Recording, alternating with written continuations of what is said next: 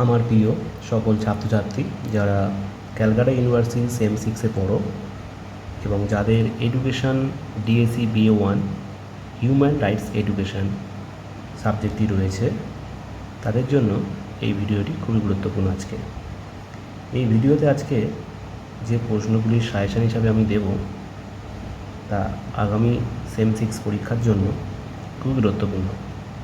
তো বন্ধুরা, দেখে নাও কোন প্রশ্নগুলো তোমাদের জন্য রাখা হয়েছে, যেগুলো তোমরা এখনই তৈরি করে নেবে, পরীক্ষার জন্য তৈরি করে নেবে। তো বন্ধুরা, চলো দেখে নিই। প্রথমে রয়েছে মানবাধিকার রক্ষায় জাতিসংঘের ভূমিকা লেখো বা আলোচনা করো। দ্বিতীয় রয়েছে ভারতে মানবাধিকার রক্ষায় বিচার বিভাগ বা সুপ্রিম কোর্ট ও হাইকোর্টের ভূমিকা আলোচনা করো। 3 নম্বর রয়েছে মানবাধিকার রক্ষায় সংবাদ মাধ্যম বা গণমাধ্যমের ভূমিকা আলোচনা করো। 4 নম্বর রয়েছে মানবাধিকারের সর্বজনীন ঘোষণাপত্রে 1948-এ উল্লেখিত অধিকারসমূহ ব্যাখ্যা করো। 5 নম্বর রয়েছে মানবাধিকার সংরক্ষণ আইন 1993-এর বৈশিষ্ট্য। 6 নম্বর রয়েছে বর্তমানকালে মানবাধিকার শিক্ষার প্রাসঙ্গিকতা আলোচনা করো বা ব্যাখ্যা করো। 7 নম্বর রয়েছে রাজ্য মানবাধিকার কমিশনের গঠন ও কার্যাবলী। 8 নম্বর রয়েছে মানবাধিকারের ক্রমবিকাশ বা বিবর্তন সম্পর্কে আলোচনা করো।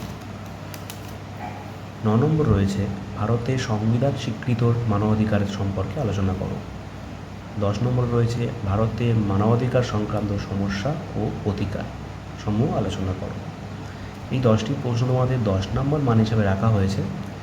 এই 10টি প্রশ্নের মধ্যে সবথেকে আমি বলতে পারি যেটা প্রথম যে 8টি প্রশ্ন রয়েছে, প্রথম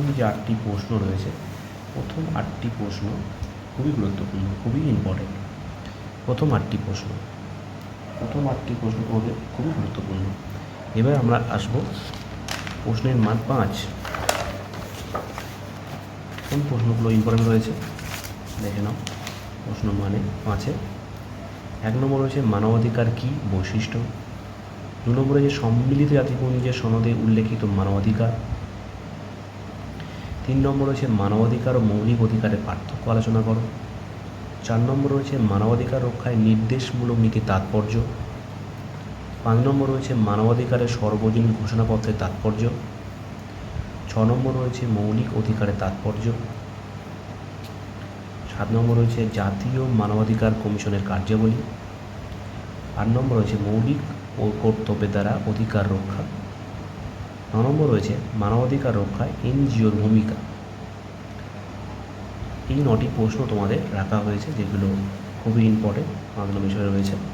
তো বন্ধুরা, যাদের এই প্রশ্নগুলি কাজে লাগছে মনে হচ্ছে, তারা প্লিজ চ্যানেলটি সাবস্ক্রাইব করে রাখো এবং পাশে থাকা বেল আইকনটি ক্লিক করে রাখো, যাতে সবার আগে আমার সাজেশন তোমাদের কাছে পৌঁছে যায়। যদি কোনো কারোর কোয়ারি থাকে তো প্লিজ কমেন্ট বক্সে লিখো, আমি সেই সমাধান করার চেষ্টা করব।